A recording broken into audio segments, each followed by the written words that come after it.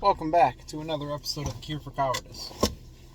In this one, I wanted to talk about the merits of setting a goal that most people would find so big that it is ridiculous. Now, when we are growing up, our parents, when we're really young, usually will tell us to dream big. And then we get a bit older, and they want to be more realistic with us. And they want to prepare us for adulthood. And what ends up happening is most people look at the lives that their parents are living, their families, their friends' parents, and they kind of aim for the upper average of those people. So it's like, if I can just go to school, do well in school, get a scholarship, so I don't have to pay for college, do well in college, get a good office job, pay into my 401k, and be good at my job, then I can retire by 60 and live a decent life. And I would say that that's pretty much the average path that most people aim to go when they're a teenager, young adult. And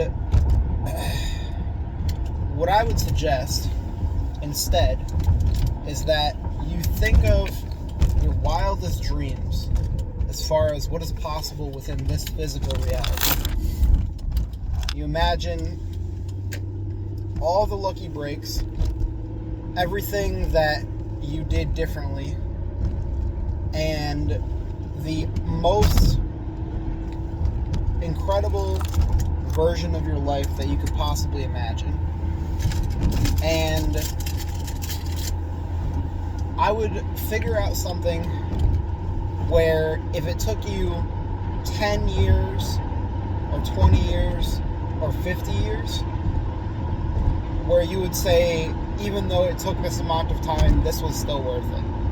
And I think 10 years is a good number because it's short enough that there's still life to be lived afterwards, but it's long enough that you can accomplish some truly great things. I think it was Warren Buffett who said, people overestimate what they can do in 1 year and underestimate what they can do in 10.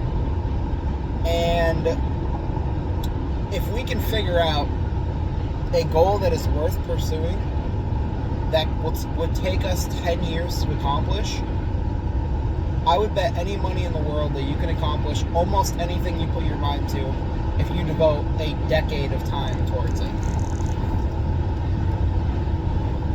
So then the question becomes, how do you figure out what would be something worth pursuing? And the honest answer is there's no way that I know of to do this without sitting there and just imagining the future.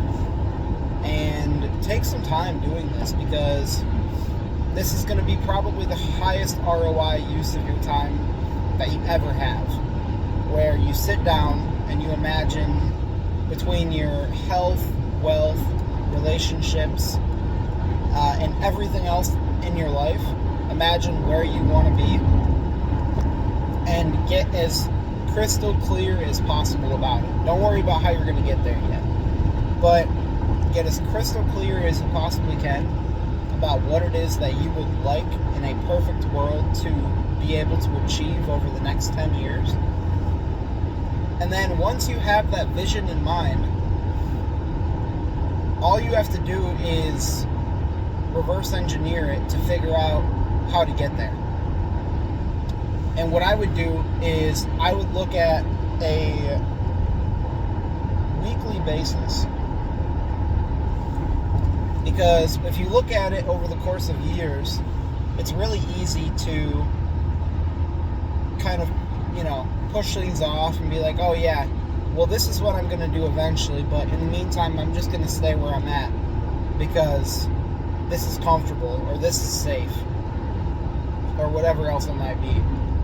So if you look at it on a weekly basis, if you were to do an audit of your time and actions, everything that you do over the course of the week, you would find that quite a bit of things that you are doing is leading you away from that big goal instead of towards it. And there may be some things that you're not doing that would lead you towards it way faster than anything else.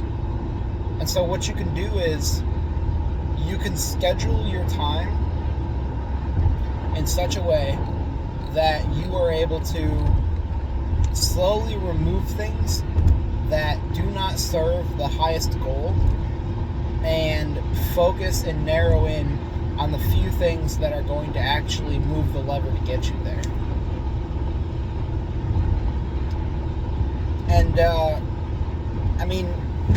that's it, really. As far as I can tell, just those steps right there will get you most of the way towards where you want to go. The tricky part is just sticking to the plan week over week and just understanding that it's going to take time. And if you say that you're willing to give it 10 years, don't come at it 3 months in and go, oh, I don't know if this plan is working. Because if you are directionally correct, it's probably a hell of a lot better than whatever new shiny object that you're considering chasing, to just stick to what you are doing.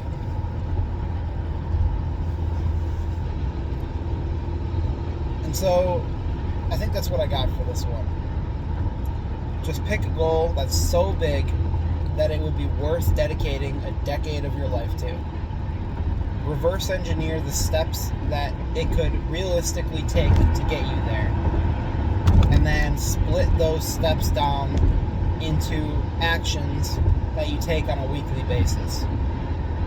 And it sounds simple when I'm saying it, but it's very difficult. It's very, very difficult.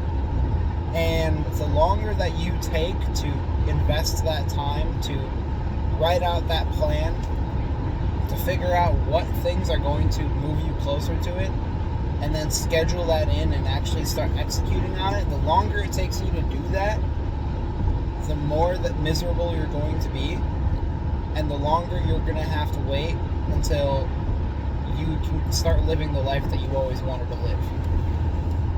Because, if you think you can or you think you can't, you're right. And if you create a realistic timeline and plan of attack for how you're going to get from where you are right now to where you want to be in your wildest dreams, there's no reason to say that you can't do it. And don't let statistics discourage you either. Because if you tell somebody your dreams, there's a very likely chance that they are going to not just shit on it and call it unrealistic, but they're going to try and dissuade you by presenting you with facts about how likely it is for you to be able to achieve that. And that's the thing, is the barrier for entry to success has never been lower, because so many people are not willing to even try. So if you just show up and you actually give it an effort, day over day, week over week, you will be absolutely amazed by what you can accomplish in 10 short years. And just keep in mind, whatever goal you set, it has to be big enough that you are willing to devote 10 years to making it happen.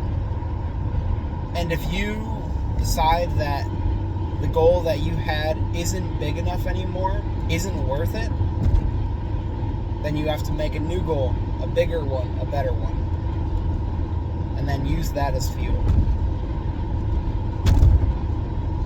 So anyway, I think that's what I got for this one. So thank you for tuning in. take this roundabout real quick. Whoop. All right. Thank you for tuning in. Catch y'all on the flip side.